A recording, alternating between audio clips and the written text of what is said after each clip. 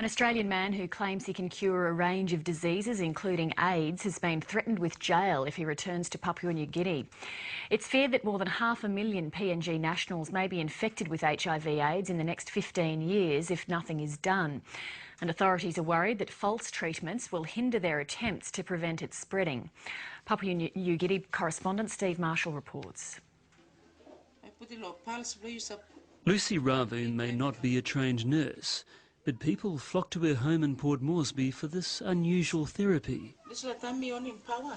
She suspects her latest visitor is HIV positive, but believes she can heal them. I think it's, what will I say, a miracle. And it's better than medicine. As two small magnetic plates send electric pulses into his wrist, the patient drinks this special water, which Lucy Ravu claims has extraordinary powers. It cleans the blood, it purifies the blood. So that's how it, cleans the system out, and it kills all the germs, and that's how the person gets better. Lucy Ravu was trained to carry out her controversial treatment by this man, Australian Brian Marshall. He told me that this product here, it can cure cancer, TB, HIV, and any type of sicknesses. T-cell is the eyes that tells the body it's sick. And this video posted on the internet shows Brian Marshall during a recent visit to PNG. There's Margaret. Margaret. Cured of AIDS. She's now recovering. Brian Marshall claims he can rid PNG of HIV/AIDS and other infectious diseases using his electro-water technique. In the neighbourhood of 400 people that have been cured of all diseases, ranging from HIV/AIDS to malaria to TB, gonorrhea, syphilis, because they're blood-borne diseases. And what I've basically done is able to put an electrical current through the blood at the wrist level, which kills off all viruses and pathogens and germs in the blood. Papua New Guinea is in the grip of an HIV/AIDS epidemic. According to AusAid, if the virus goes unchecked for the next 15 years, more than 500,000 people will be infected. The man in charge of the PNG government's response to the epidemic is outraged by Brian Marshall's claims he can cure HIV/AIDS. This is fraudulent.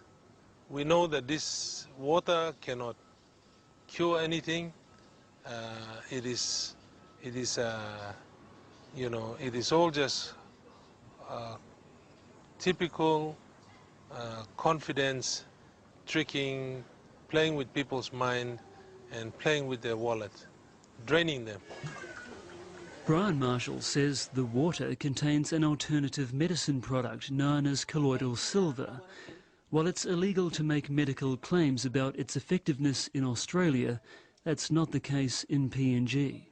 I've seen no evidence at all in any medical literature, or even anecdotally, to support a claim of that sort, that there's any effect of colloidal silver, magnets, electric currents, separately or together, for the treatment or cure of HIV infection in humans.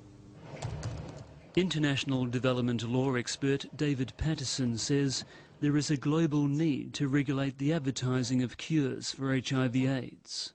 It's not a new problem. We've seen this in a number of developing countries with a more extensive epidemic.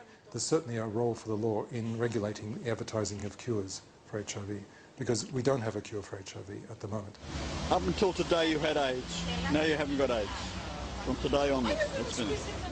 Brian Marshall does not see the danger in what he's doing. His reasoning is alarming. There is a big backlash that we can come in and do it so cheaply and so conveniently and to the point of curing people, whereas I believe that there is a conspiracy to keep the AIDS virus to kill off people. What should be done immediately is to establish that this is a fraud case, and if he sets foot in PNG, he should be arrested and locked up. Steve Marshall reporting.